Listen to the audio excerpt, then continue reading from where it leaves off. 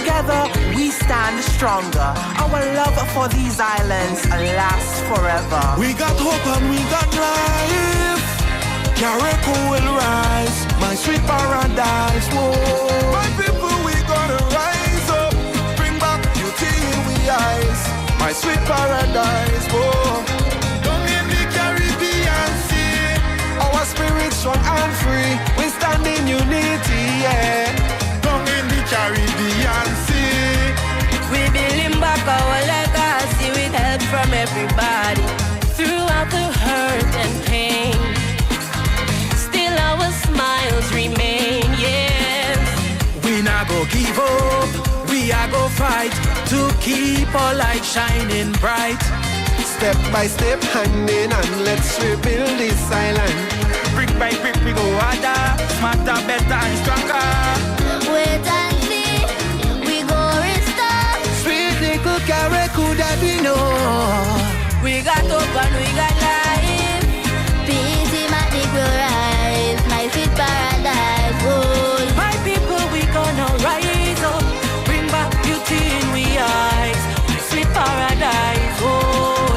Down in the Caribbean Sea, our spirit strong and free, we stand in unity, yeah. down in the Caribbean Sea, let's rebuild our legacy with help from everybody. Feeling the pressure, but this state won't last forever. We gon' see better if we work together. Culture and heritage remain inside us. My people never lose the focus. Step by step, hand in hand, let's rebuild these islands. Brick by brick we go harder, smarter, better and stronger. Wait and see, we gone. On June 23rd, 2024, we were warned that there is a system just south of the Cabo Verde Islands that could pose a threat to not just Grenada, Carrico and Petit Martinique, but the entire Caribbean. We continued to monitor that system. On the 27th of June, we were then informed and updated that the system showed signs of organization. 24 hours later, on June 28th, it was designated a tropical depression, with its intended path still uncertain. 12 hours later, it started rapid intensification, with a replacement of the eye wall and only further strengthening. It was then designated a Cat 4. And we were then informed and updated of what we feared most. We would have a hit from Hurricane Beryl. Hurricane Beryl struck the Tri-Island states at a Category 4 on July 1st, bringing maximum damage to Carrico and Petit Martinique and to certain part in the northern part of the island of Grenada, most likely from the mid-western side, go around to part of the eastern side in St. Andrews. While many of us were watching and waiting for the oracle to be given, the church, the Catholic Church, had a quiet ministry but effective, preparing long before the impact. And 1 year after Hurricane Beryl, we sit down to speak with two of the person who would have responded to Carrico. Initially one the day after Beryl, and then the other would have joined later on. I will now give them a chance to introduce themselves. I'm your host, Kisson Ferguson, with a special Tete A Tete, 1 year after Hurricane Beryl. So I now invite you to introduce yourself. Hi, my name is Rion Banton, from St. Andrews. And I work for Caritas Grenada as a project assistant, mainly for YEAC, also to do other project-related activities. Hi, my name is Renee Charles, and I'm the admin assistant for Caritas Grenada. Thank you very much. So, you have YEAC Caritas, but can you just tell us what is Caritas a little more about, just for the people who may not want a refresher? Caritas is the social arm of the Catholic Church who provides humanitarian services to not only parishioners but to everyone alike. Caritas does not discriminate. Okay. Caritas, okay. And where does YEAC fit into the whole Caritas? So YEAC is a project made by Caritas that it's in itself the Youth Emergency Action Committee, which promotes youth to give back to their communities via humanitarian aid, response, or climate action or climate resilience. Yeah. And is YEAC only found in Grenada, or is there other islands where you find YEAC? No, currently I think there's 5 other islands. Well, there's 5 in all: Grenada, Jamaica, Guyana, Dominica, and St. Lucia. Okay. Okay. Now, YEAC, in what communities can we find YEAC in Grenada? How do we know that someone is a YEAC? I know. Well, they're in all parishes. We've made sure that there's YEACs in almost every community. How you used to find a YEAC before, you would recognize us by light blue or dark blue jerseys with the YEAC written in white. We don't so much wear the jerseys anymore for the USA scandal or whatever. But other than that, you would more or less see YEACs everywhere, and you wouldn't even know.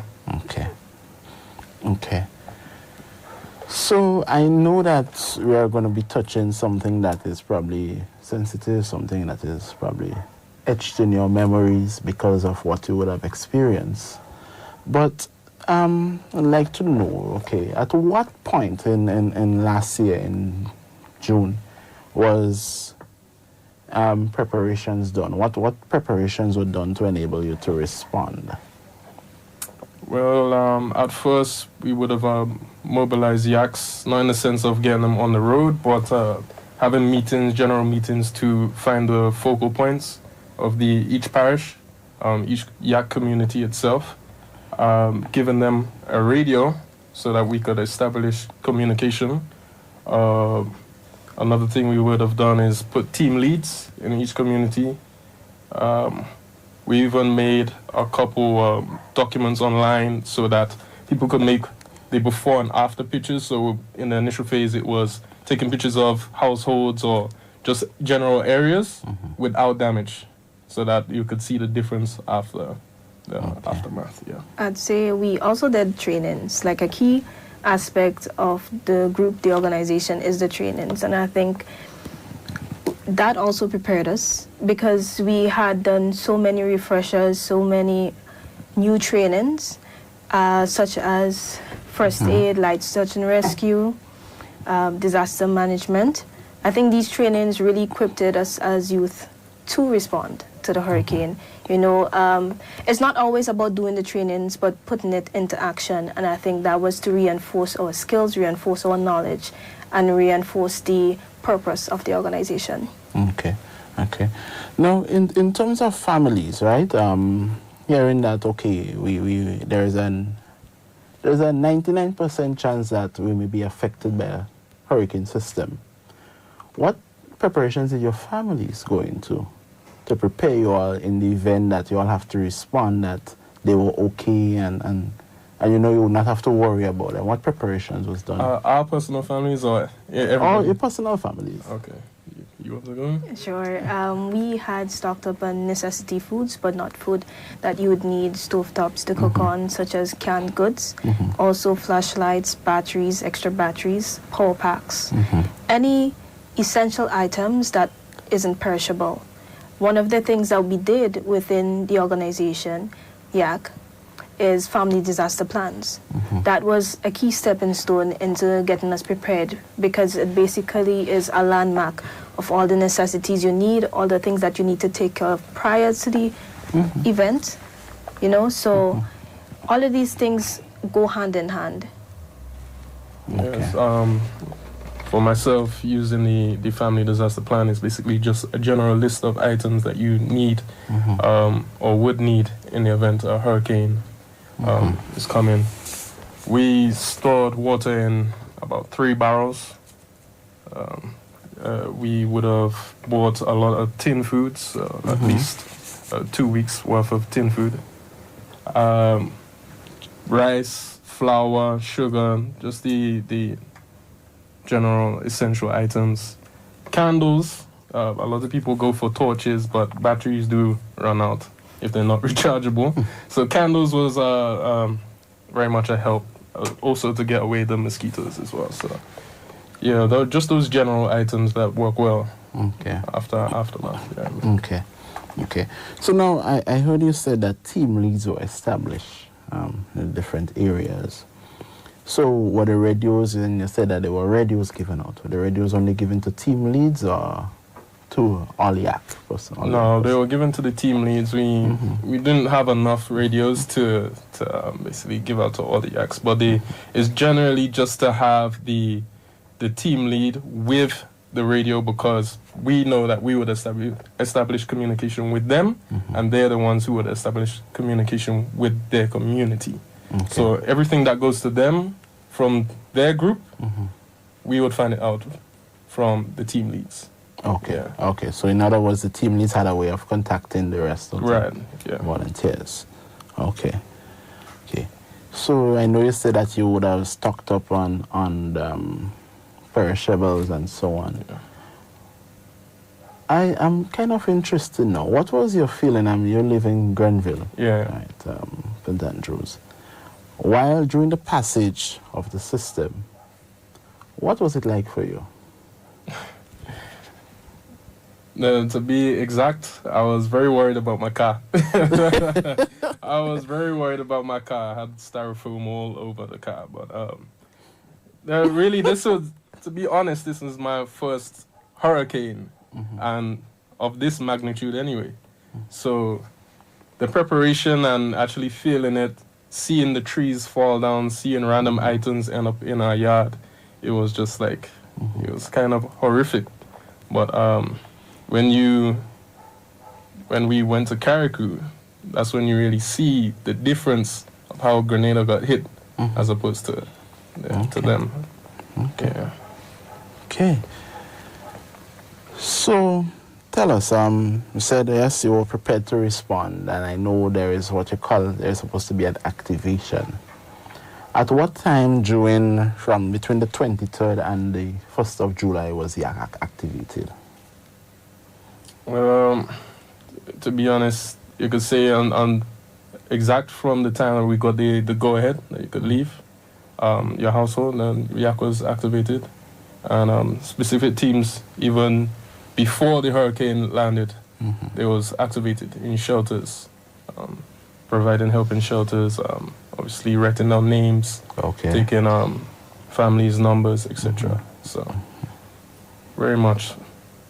Okay. So, we now want to move on to the system has passed. I did not hear Renee's experience of the system. You know, I'd say it may have been the nature of where I was bunked. So I bunked with the Sisters of the Sorrowful Mother. And you know, that's a very spiritual ground. So I would say that I was well grounded. I knew the hurricane was coming, you know, and you could never be too prepared. So I was prepared to the best of my abilities. But for some reason, I wasn't, let's say, worried to the extent of panic. You know, it was a very calming but intense experience, because you know it's going to cause devastation no matter what. But it may have been just the nature of where I was located. I was not too shaken up by the notice or the onset. Okay. So I know that the sisters, especially St. Andrews, would have gotten some damage. Were you present during the time of the damage? Yes, I stayed with them up until I had to leave for Carriacou. Okay. There was some damage. You know, I think it was maybe seeing that everyone was okay that kept me grounded. You know, materialistic things, you know, we lose them all the time.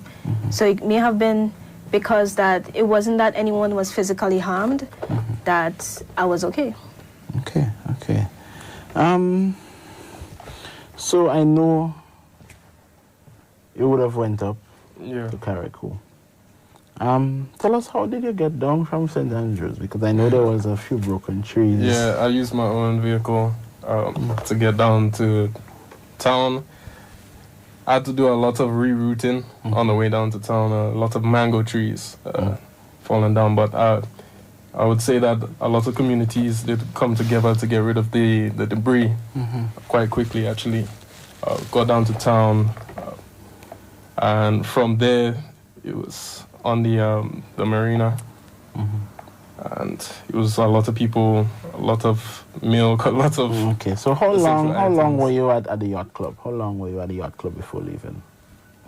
Probably an hour, an hour max. Went up with a boat that had a lot of food items, and from there we got down there probably about 2 hours time, and that's when the picture became real. We see there was literally nothing in Karaku, no trees, no leaves, it was dry. Okay. It's gone. Okay. So I know you would have, how did you interact with when you got up there the first time? I would actually, it's hard to say. I'd say that I remember one interaction with a lady on the back of a truck. We hitched a ride to get to Hillsborough, to go to the Catholic Church. And I was talking to her and she said, I don't have anything. That hurricane came in and swooped everything. We ran from house to house, and every house she went in, everything was gone. Okay. What was your feeling when you were hearing the story? You were hearing that, we were basically running for our lives for that few hours. It was sad. It was, other than hearing it, you could visually see it. Like, you didn't need anybody to tell you anything. Because being down there on the first day and you see buildings collapse, you see concrete buildings crumble, you see random cars, places they shouldn't be. It sent a message, basically saying like the hurricanes are getting stronger and this is a serious thing. That this hurricane should be taken seriously, or disasters should be taken seriously. So I know that, how was traveling when you got up there? Because I know that some of the roads were blocked. How far were you able to travel? We was able to get to the town, no issue. I would say that there was a lot of debris in the roads, but it was nothing that couldn't be moved. By the time we got there, who's to say directly after the hurricane, the locals would have moved a lot of items to get where they want to go. But other than galvanized and roofs and random household items like fridges and stuff, like things that could move, we was able to maneuver through them quite easily, actually. Okay. It didn't take long. Okay. So you got up there, you went up to do what exactly? So it was basically an initial assessment, what we may need to respond, also what we may need for distribution. Is basically to get an image to know what we have to put into place, also to show our donors what we may need in the coming weeks. Okay. So after that was done and we came back to mainland on the same day, that same night we was able to activate few YEACs that we thought were well trained enough and responsible enough to actually come and respond in Karaku the following day. Yeah. Okay. Yes. So tell me, Renee, were you one of those that were activated, and how did you handle that? It came by surprise, I had to attend work the following day. I went to work. And what time did you get the message that you had to be activated? I got it after 11, minutes to 12. Yeah. Okay. It was like really tough. I was kind of shocked. You had cell service, and then I got the call, and I was told, you need to pack a bag for a few days. You're going to go up, we need to activate response. And packed the bag. Okay. How did you handle that with your employer? They were aware that I am a responder, so I had told them in the events that something happened, you know, I may need to be sent to respond. And when I got the call, I called the morning to clear it with them, and thank God they were understanding that they gave me the right away that I can go. Okay. So, you know, at this time I want to say thank you to the business places and the employers who would have given these young people the opportunity to go out and serve in a different capacity. Because as you know, this is not something that you want to happen, but sometimes it happens and you have to respond, right? So I want to go into now, when both of you are up there, how did your faith as a young Catholic enable you to cope with what you saw and what you were experiencing? Yeah, I would say it was the communities weren't so much like distant apart from each other, or like against each other. There was a lot of people helping each other, and I would say as much as a lot of people were sad, a lot of people are just like, thank God if it happened in the night, we would have died. It could have been worse than this. You understand? Those kind of words kind of gave us that sense of hope, and the fact that people were just helping each other. Every little thing. It could be holding in bags. It could be anything. So there was that level of what family. You say, togetherness, that level family. of communion, together with each other. Yeah. Okay. Renee, for you, how did your faith help you to face what you saw? I know you spoke about it earlier in terms of you enduring through the storm, but in terms of reaching up there, seeing that level of devastation, seeing the people who were displaced and not knowing as to what is next, feeling some of them might be, okay, well, it happened and we just have to deal with it. How did you face that? I'd say that's when the reality had set in, that, you know, there was serious devastation. I had prayed a lot because we weren't aware of the conditions that we were actually walking into. As you know, communication between the mainland islands had been cut off. So when I got there, I was shocked. I was truly shocked.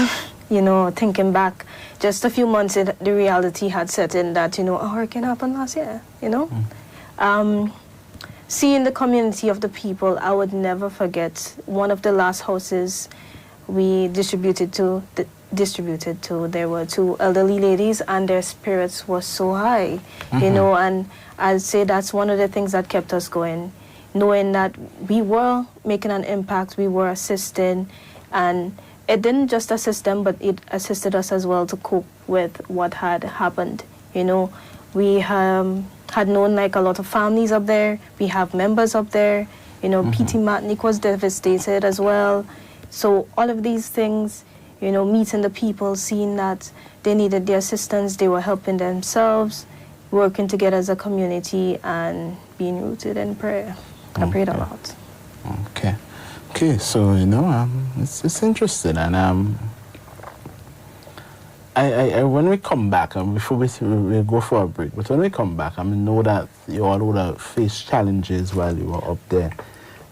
We'll speak a little about that when we come back, right? So we'll take a break and we'll be right back. Listeners and viewers, don't go anywhere. You are watching a special edition of Tete A Tete 1 year after Hurricane Beryl. We'll be right back.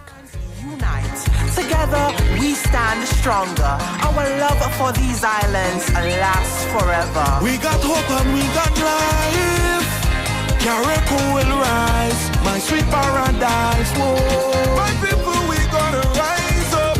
Bring back beauty in we eyes, my sweet paradise. Whoa. Down in the Caribbean Sea, our spirits strong and free. We stand in unity, yeah. Down in the Caribbean Sea, We building back our legacy with help from everybody. Throughout the hurt and pain, still our smiles remain, yes. We not go give up, we are go fight to keep our light shining bright. step by step, hand in hand, let's rebuild this island. Brick by brick we go harder, smarter, better and stronger. Wait and see, we go restore. Sweet little Carriacou that we know. We got hope and we got life. Peace in my will rise, my sweet paradise. Oh, My people, we gonna rise up. Bring back beauty in we eyes. My sweet paradise. Oh, Down in the Caribbean Sea, Our spirit strong and free. We stand in unity, yeah. down in the Caribbean Sea. Let's rebuild our legacy with help from everybody. Feeling the pressure, but this state won't last forever. We gon' see better if we work together. Culture and heritage remain inside us. My people never lose the focus. Step by step, hand in hand, let's rebuild these islands. Brick by brick, we go harder, smarter, better and stronger. Wait and see, we gon' restore. sweet little Carriacou that we know, yeah. We've got hope, we've got life. Carriacou will rise, Sweet paradise, we will all rise together, building much stronger, yes. Down in the Caribbean Sea. Our spirit strong and free, we live in unity, yeah. Down in the Caribbean Sea. Let's rebuild our legacy with help from everybody. proud kayak, proud, Proud Carriacouan, proud kayak, proud Carriacouan.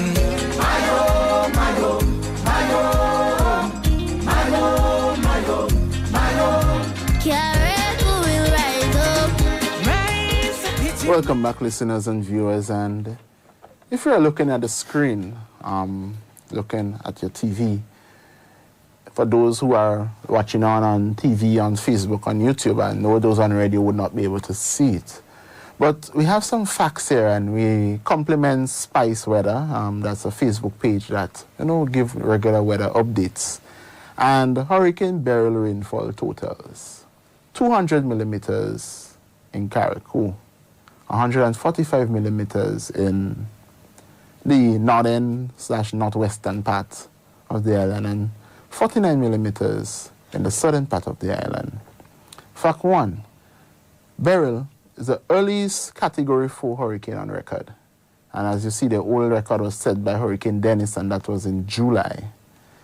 Fact 2, the earliest Category 5 hurricane on record. The oldest was Emily, and I know many of you remember Emily the year after Ivan. Fact 3, Beryl intensified by 55 knots in 24 hours from the 29th to the 30th of June, tying the fastest early year Atlantic storm intensification on record. This previous record was 2008, 6 July to 7 July. Fact number 4, peak maximum sustained winds was 145 knots per hour. So while we are Category 4 hurricane, we were getting at certain points gusts up to Category 5, I would say.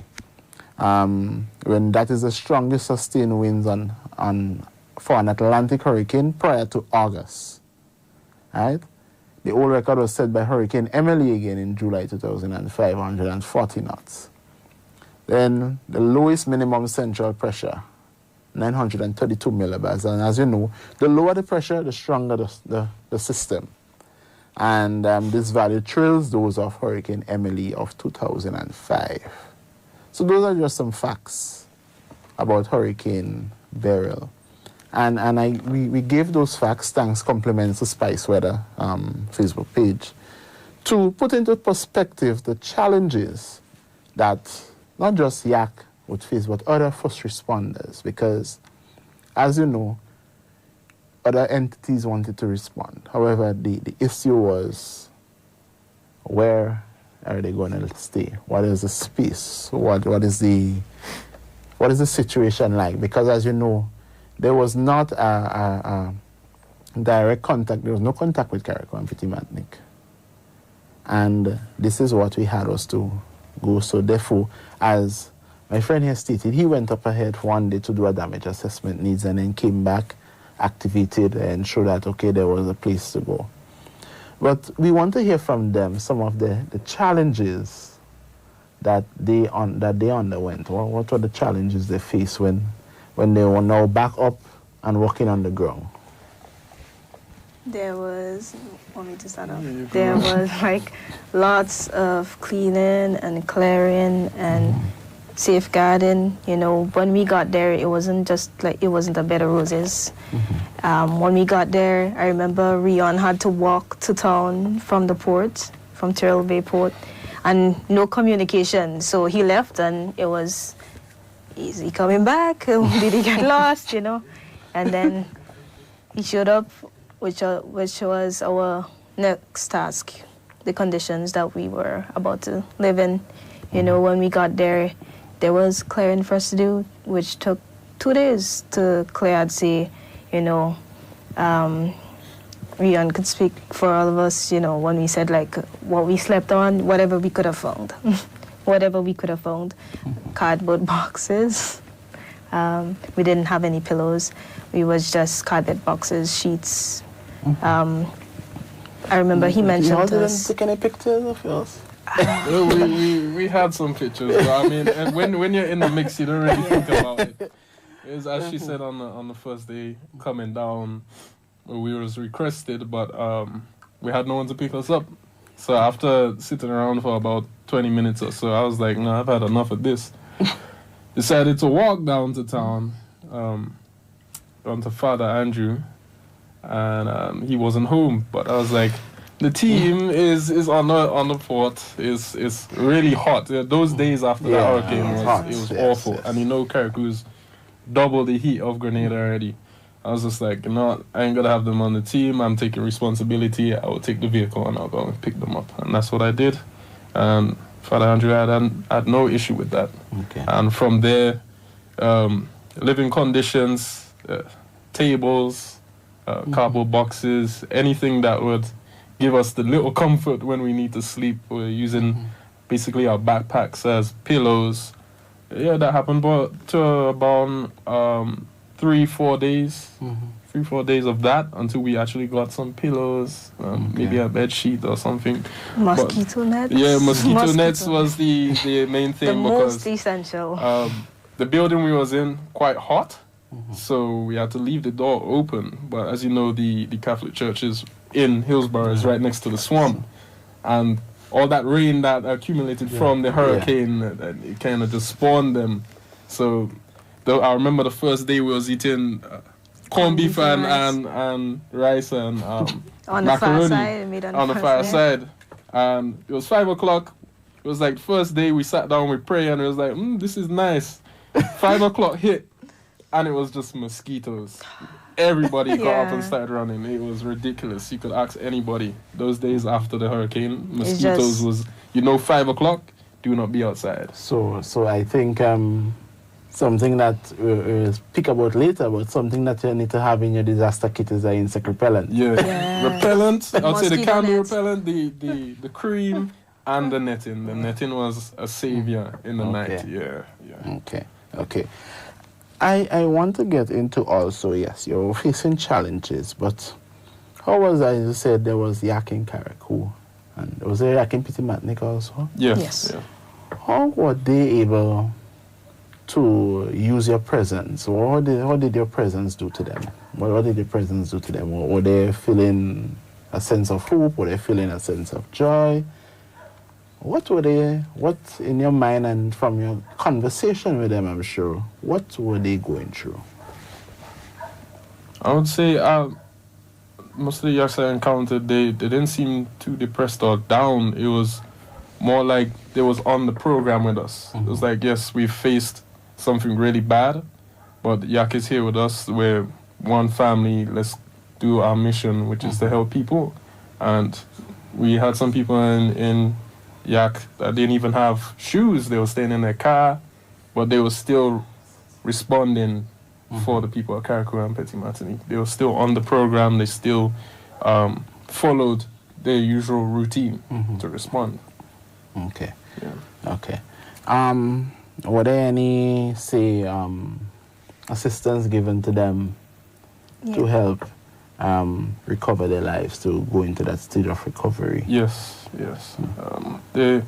You see, there's many phases in the recovery phase of Hurricane Beryl, that when we've provided certain things, obviously in the initial response phase, you would give them like the food items.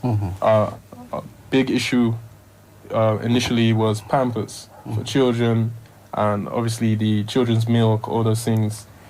It was basically sending out to them a list of items that they need. Tell us what you need and we will get it for you. Okay. Okay. Now, I know that there was some issue in terms of the channeling of the relief items. How did the YEAC work along with the stakeholders such as NADMA, the RGPF, to ensure that the relief items got there? Did it go up to NADMA, or did the YEAC have their own relief items? We had our own warehouse. You could say we didn't mix our items with NADMA's, or leave them with the police per se. More or less, if items were sent up, we would know exactly what boat it was on, or we even have YEAC members on that boat who will be either staying down to respond or going back up with the items. Okay. And then from there, we would have basically either hired someone locally who has a functioning truck, or worked with NADMA to get maybe 2-3 trucks to come and lift the load to our warehouse, where we would sort out the items and get them ready for distribution. Okay. Yeah. Okay, so now you have the items, distribution. I know sometimes, was it a challenge in the distribution, or did you all have a system so that, you reach the most vulnerable, you reach the most needed, you reach the persons that, and in everything, some people might get left. So let's say, okay, NADMA had our relief items. How were you reaching those people who were not able to get onto NADMA, who NADMA was not able to get to? I'd say we had a system. It was not perfect. No system would be perfect. We tried to get as much help to as much persons as possible, basically. We had persons who worked along with NADMA, a few of the youth who came up with us. They assisted NADMA in distributions as well. They assisted the ports. They did organization. A few days the guys spent on the ports assisting with organization. What we tried to do was look into target areas through the assessment, and then we used the needs assessment, the things that they need, and we did the distribution to the best of our abilities. Okay. Has there ever been a revisiting of the people who would have received items? Yes, we do post-distribution monitoring. So we would go back to the households that we had distributed to find out if the items were useful, if there was any problems with the quality of the items, if they needed more quantity of the items. It was basically to better the next distribution, basically. Some households have double the family number, so you need to make sure that you have enough to basically substantiate. Okay. Yeah. Okay. So I have a question, right? And the question that I want to ask now is, okay, where are we presently? And is YEAC still assisting with distribution, or has that stage ended? The distribution phase has, you could say, is basically ended. Right now is really the rebuild, the recovery phase of it, and even that has already come to an end as well. So, really, what Caritas has been doing at the moment is distributing galvanized for roofs, and also offering cash for shelter or cash for labor. Yeah, so there's 2 categories based on the damage and the assessment given. So in other words, the Catholic Church is still on the ground, assisting persons who are in need. Okay. Also, just before I come to the last question, based on what you saw when you went up after the hurricane, immediately after the hurricane, and I know you all are up back and through too, what would you say is the recovery like, one, and what would you say is the greatest need at this time? For me, the greatest need, I still believe people need to do their roofs to a set standard. I think even though everybody's getting some items, galvanized, small materials to build back their roofs, there's a lot of roofs that you can visually see would not survive another hurricane like Beryl. So that is needy. Yeah, for sure. I'd say not just roofs but homes. I think a lot of persons may still be living with relatives. You know, some of them even had to leave the island because they had no place to stay. A lot of assistance is needed in securing a shelter. Some of them have lost their jobs because their job places were damaged. Some of them need assistance in meeting their basic needs, you know. I think going back, you know, you see persons and you may think like, oh, you know, like they return into normalcy. But I think, you know, some of them may still need psychosocial help, you know. Some persons may still be in the mentality, like, you know, hurricane coming again, you know. What do I need? What do I need to get done? You know, I think, although, you know, on the surface it looks like it's fine, I feel like a lot of persons still need the support as if it's recovery. I still need the support as if it's distribution.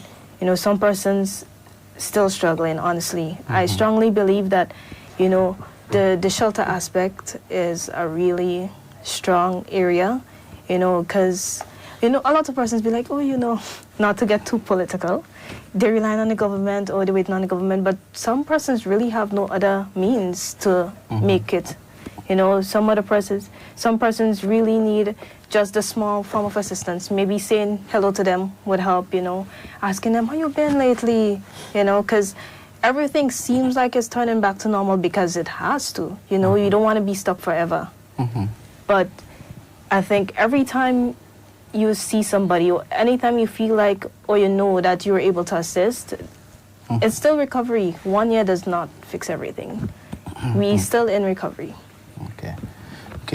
So I also want to know the mindset of the people having interacted with them. Have they regained some sense of hope? Have they regained some sense of normalcy? How are they doing to this date right now? I would say, not speaking for who I know, they're doing quite well, but there's still a lot of struggles day-to-day life. Obviously, you have to pay your bills as usual, and then you still need to rebuild your household, still need to go to work. There's still a lot of things that they've lost, and it's going to take a lot of time to recover from, but in general, they never thought that they would have recovered this quickly. Yeah. I think but there's still a lot to do. Yeah. A lot of them always say there's still a lot they need to do. Yeah. Okay, now before we close, I want to know from you all, what are the essentials? As you said, each family must have a disaster kit. What is the essentials needed for a disaster kit? What are the essentials that one should have in the disaster kit? You want me to start off? You will. You know, y'all mentioned it, the repellent and the mosquito nets, which is something that I would never think to have in a disaster kit. So, you know, it's just, it wouldn't come to mind, you know, you wouldn't think of the mosquitoes, you would think of food and shelter, you know, food, shelter, water, light. Key things that come to mind. But you wouldn't think of the bugs. You didn't think of the bugs. So now you have to like adjust the kit, you know, as time goes on, think of your household and what it needs. As Rion mentioned, some people have babies, some people have young kids. You know, what we have as, let's say, a generic kit is basic non-perishable food items, such as canned goods. You know, you have the lights, the flashlights, you have the candles, you have the radio, right? You have the medical kit.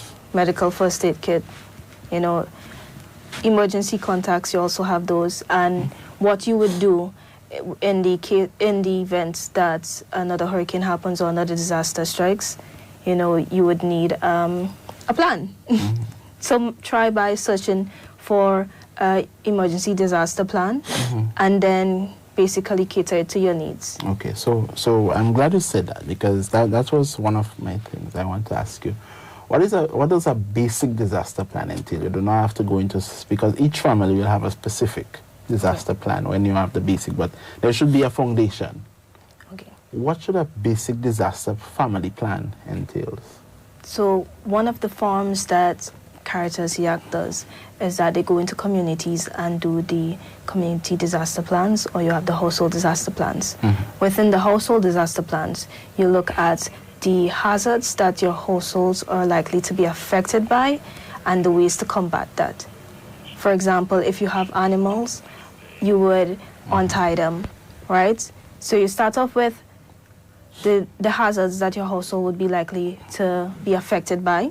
Then you move on to what you would need in order to combat the effects. So for instance, if it's floods, you would get sandbags, right? And then you move on to where the essential items is located within the household. The gas lines, you know, turning off the gas, electricity, turning off the electricity.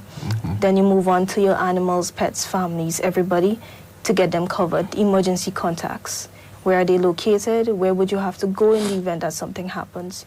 You also have the emergency helplines, right? So you have the fire department, you have the hospital, you also have a key person that you would contact in the need that something happens, right? I think now that's a basic plan, but from experience, from what happened last year, you know, you need to extend into outside of the food items, you need to extend into what's a backup plan?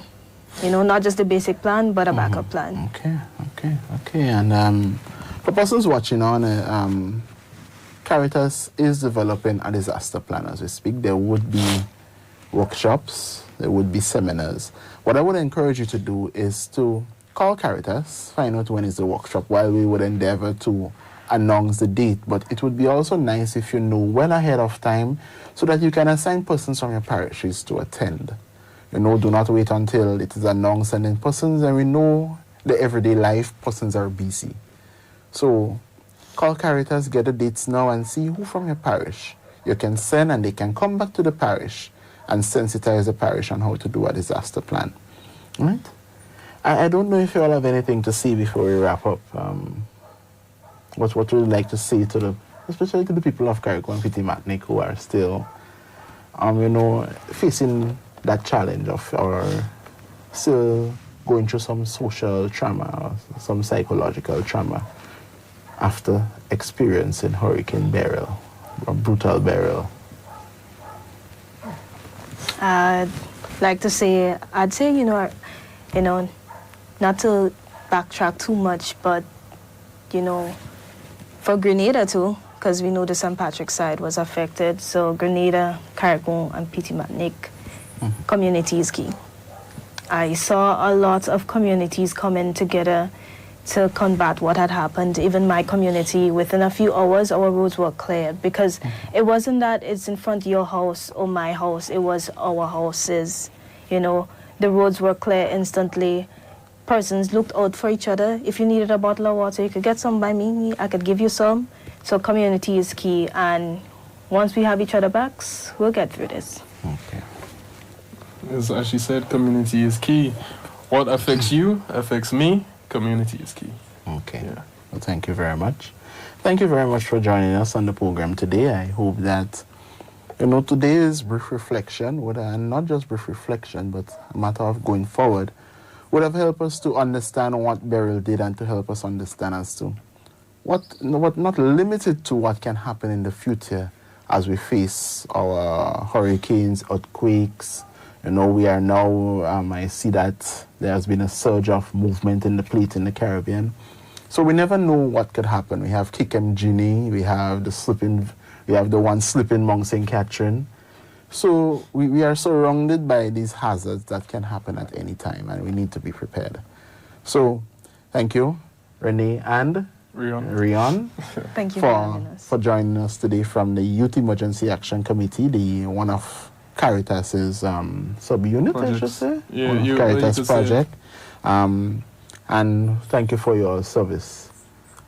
So, listeners and viewers, thank you for joining us. I'm your host, Kesson, for today and signing off. Remember to join for a conversation with Bishop tomorrow at 10 a.m. See you then. Will rise, my sweet paradise. Whoa. My people, we gonna rise up, bring back beauty in we eyes. My sweet paradise. Whoa. Come in the Caribbean sea, our spirit strong and free. We stand in unity, yeah. Come in the Caribbean sea. We building back our legacy with help from everybody throughout the hurt and pain. Still our smiles remain, yes. We not go give up, we are go fight to keep our light shining bright. Step by step, hand in hand, let's rebuild this island. Brick by brick we go harder, smarter, better and stronger.